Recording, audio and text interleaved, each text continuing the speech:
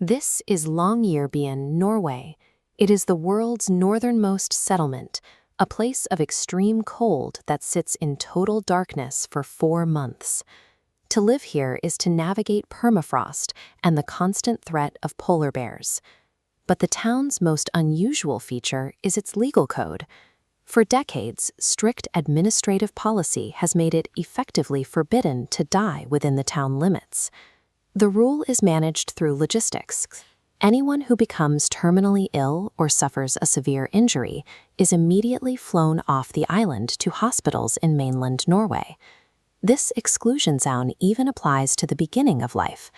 Because Longyearbyen lacks the facilities for childbirth, pregnant women are required to relocate to the mainland weeks before their due date.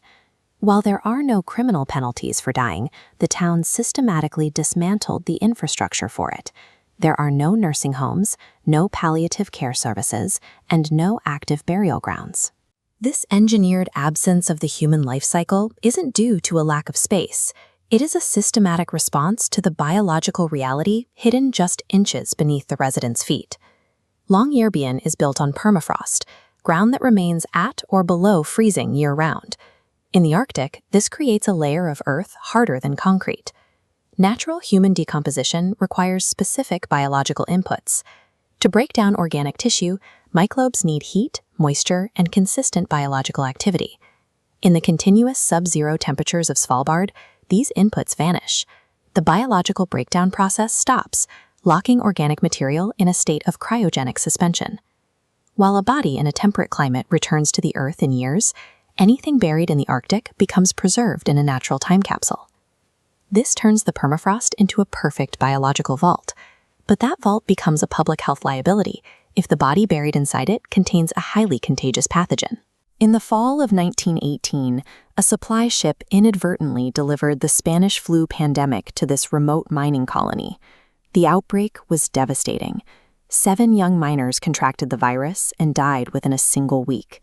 Terrified of the infection spreading, locals used dynamite to blast graves into the rock-hard permafrost. These 7 white crosses mark the spot where the victims were interred. In the 1950s, researchers examining the cemetery made a discovery that changed the town's trajectory. The corpses buried decades earlier had not decomposed at all.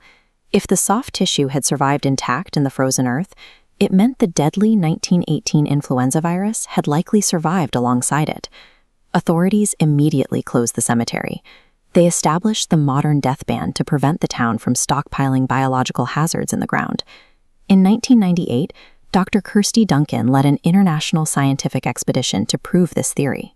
Her team successfully recovered genetic material of the 1918 virus from those exact permafrost graves. The 1950s mandate served as a strictly practical quarantine. By prohibiting burial, the town stopped the accumulation of pathogens that could remain viable for centuries. Today, the death ban has created a sterile, highly functional society, a community that remains in a state of perpetual health by shipping its mortality elsewhere. But a new variable is threatening this arrangement. Svalbard is currently warming 5 times faster than the global average. As the permafrost thaws, the ground is losing its structural and cryogenic stability. The physical consequences are already appearing. Historical burial sites are being destabilized, and 17th-century whaling coffins are actively tumbling out of eroding coastal cliffs. There is a deeper risk.